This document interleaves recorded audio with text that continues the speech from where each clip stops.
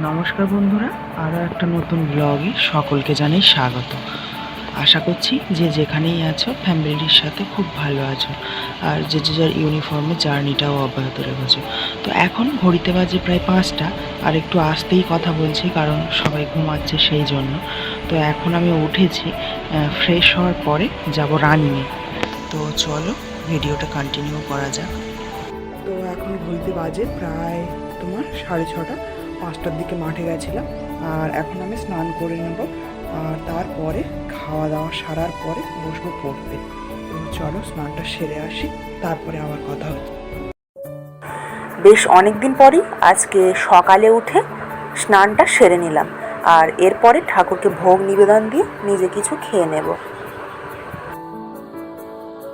মামারা যেহেতু অনেক সকালের ট্রেনে সব বেরিয়ে পড়ে, সেই জন্য আমাদের বাড়িতে সকাল সকালই রান্নাটা সারা হয়ে যায়। আর মেজু মামা যেহেতু টিফিন নিয়ে যায়, তাই রুটি হয়েছিল, আর আমি রুটি আর ঘুগনি খেয়ে নিচ্ছি। তো আজকের প্রথমে সকালে আমি রসায়নবিদ্যার পাঠ থেকে কয়েকটা মাল্টিপল চয়েস প্রশ্ন পড়ে নিচ্ছি। তোমরা যেটা করবে, যারা শুরু করছো, প্রথমে আগে কনসেপচুয়াল পড়াশোনা করবে, তারপরে এমসিকিউ প্যাটার্নে যাওয়ার চেষ্টা করো।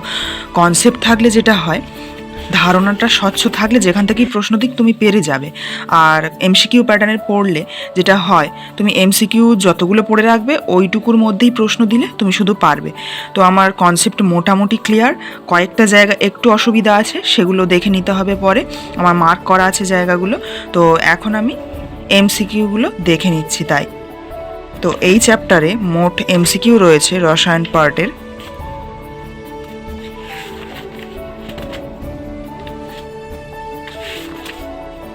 400টা। তো এখন এইগুলোই দেখে নিচ্ছি। তো এখন আমি ওই এমসিকিউগুলো পড়ে নিচ্ছি। আর এই প্রসঙ্গেই বলতে চাই, আমি যে বইটা পড়ছি এখন সেটা হচ্ছে তপতির জেনারেল নলেজ, যেটা তপতি পাবলিশার্সের। আর তোমরা কারা কারা রসায়নবিদ্যা আর জীববিদ্যার পার্ট থেকে কোন কোন বই ফলো করছো আর কোন কোন অধ্যায় পড়ছো, আমাকে অবশ্যই কমেন্ট সেকশনে জানাতে ভুলো না। তো আমার আজকের প্রশ্ন হচ্ছে, এই রসায়নবিদ্যা থেকে ব্লিচিং পাউডারের সংকেত কী? দ্বিতীয় প্রশ্ন হচ্ছে, অয়েল অফ ভিট্রিয়াল কাকে বলে? তৃতীয় প্রশ্ন হচ্ছে, প্রথম পারমাণবিক তত্ত্ব কে দেন? তো এই কটা প্রশ্ন রইল আজকে তোমাদের উদ্দেশ্যে। একটু পরে কি করব আমরা? কেক কি করব? কেক বানাবো। বানাবো? তুই বানাতে পারো? অন্ধকার, তোমার মুখ দেখা যাচ্ছে না, কেউ দেখতে পাচ্ছে না। না তুমি কেক বানাতে পারো? না আর কে বানাবে? তুমি। আর তুমি খাবে? সেই সকালের পরে আবার আসলাম দুপুরে।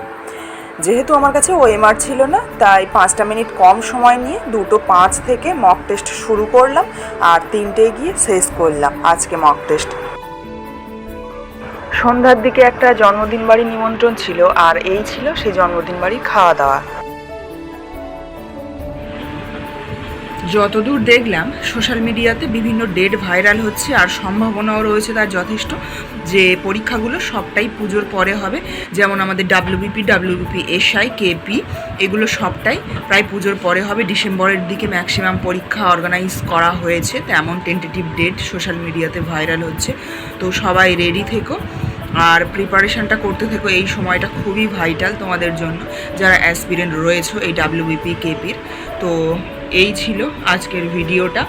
আর ভিডিওটা যারা স্কিপ করেছো তারা তো প্রশ্নগুলো নিশ্চয়ই স্কিপ করে গেছো, অবশ্যই প্রশ্নগুলোর উত্তর দিও।